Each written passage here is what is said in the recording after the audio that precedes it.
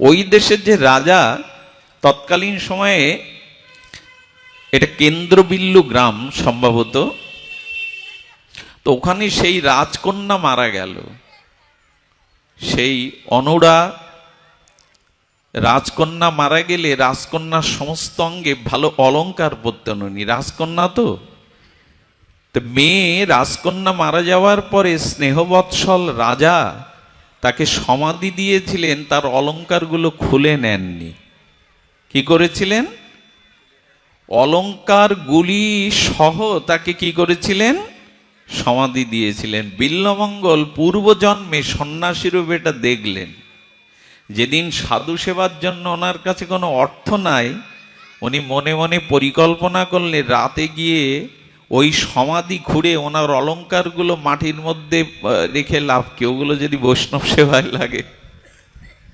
উনি এই বৈষ্ণব সেবার মানসিকতায় ওই লাশ উত্তোলন করতে গিয়ে যখন অলংকারে হাত দিতে যাবেন, তখন ওই লাশের রাজকুমারীর গায়ে বিগলিত দেহে হাত দিতে যাবে, তখন একটা বাণী আসলো, বললেন আমার অঙ্গ স্পর্শ করো না তুমি। খুব ধ্যান দিয়ে শুনুন। বলেন অঙ্গ স্পর্শ করো না। বলে কে তুমি? বলে আমি ওর জীবাত্মাই বলছি, আমি রাজকুমারীর জীবাত্মাই বলছি যে আমার অঙ্গ স্পর্শ করো না। বাবা এখন এর মধ্যে এসো না। কি করতে বলছেন? বলে দেখো, তোমার গায়ে আমার স্পর্শ করার অভিলাষ নাই, আমি সন্ন্যাসী, আমি ব্রাহ্মণ শরীর পেয়েছি, তোমার অলংকারগুলি দরকার। আরে মাটির নিচে অলংকারগুলো থেকে কি করবে? আমি ওগুলো নিয়ে বৈষ্ণব সেবা দেব, সাধু সেবা দেব। দেখুন অভিলাষটা, উদ্দেশ্যটা কিন্তু সৎ। তখন সেই রাজকুমারীর জীবাত্মা বলছেন আমার পিতাকে গিয়ে বলুন আমি যে খাটে শয়ন করতাম, ওই খাটের যে 4 পায়া আছে, ওই পায়ের তলে মূল্যবান সোনা মণিমাণিক্য রাখা আছে, ওনাকে গিয়ে বলুন আমার অলংকার খুলতে হবে না, উনি দিয়ে দেবেন। রাজার কাছে এই বার্তা পৌঁছানোর পর রাজা দেখলেন কুমারী যেখানে শয়ন করতেন, সেই শয়নের পায়ার তলে সত্যি সত্যি ওই রাজকুমারী কিছু অলংকার, সোনাদানা, হীরা মুক্তা রেখেছিলেন, ওগুলো দিয়ে দিলেন। সাধু তো। দেওয়ার পরে সেগুলি বৈষ্ণব সেবায় ফুরিয়ে যাওয়ার পরে ওর মনে আবার জেগেছে ওই অলংকারগুলো কেন মাটির নিচেই থাকবে। উনি আবার লাশের কাছে গিয়ে যখন অলংকার নিতে যাবেন, বলছি না আমাকে স্পর্শ করবে না, কোনো পরপুরুষ আমাকে স্পর্শ করেনি, মৃতর পরেও তোমার হাড় গোড়কে তুমি স্পর্শ করবে না। বলে আবার আমার পয়সার প্রয়োজন হয়েছে, আর অলংকারগুলো তোমার অঙ্গেই আছে, ওগুলো আমি নেবই। বলেন অলংকারের ব্যবস্থা, অর্থের ব্যবস্থা তো আমার পিতা করেছে, আবার কেন এসেছেন? বলে বারবার তার কাছে কি চাইবো, অলংকার নেবই।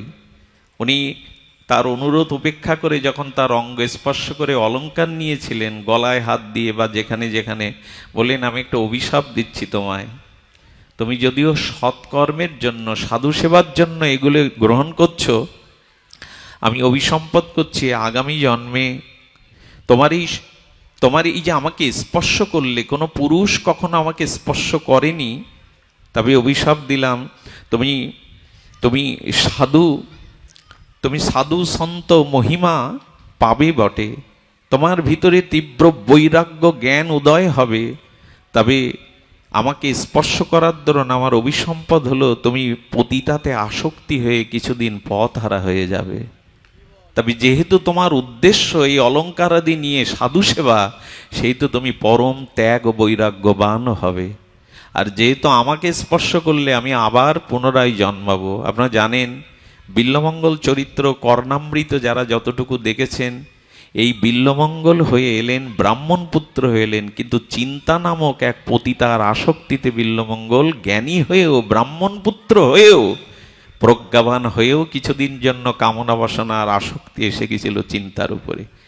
এই সেই কুমারী, তিনি চিন্তা হয়ে এসেছিলেন, আর ওই সন্ন্যাসী বিল্বমঙ্গল হয়ে এসেছিলেন। পরবর্তীতে তিনি জানেন যে তিনি চক্ষুকে অন্ধ করে ব্রজের পথে উঠেছিলেন, এবং তিনি তার জীবনে রাধা মাধবের এই যুগল ভজন উপলব্ধিতে শ্রীধাম বৃন্দাবনে তিনি মুরলীধারী শ্যামসুন্দর মদন মোহনকে পেয়েছিলেন, এবং চিন্তা নামক যে পতিতা, তিনিও ব্রজের পথে উঠেছিলেন, ভজনের পথে উঠেছিলেন।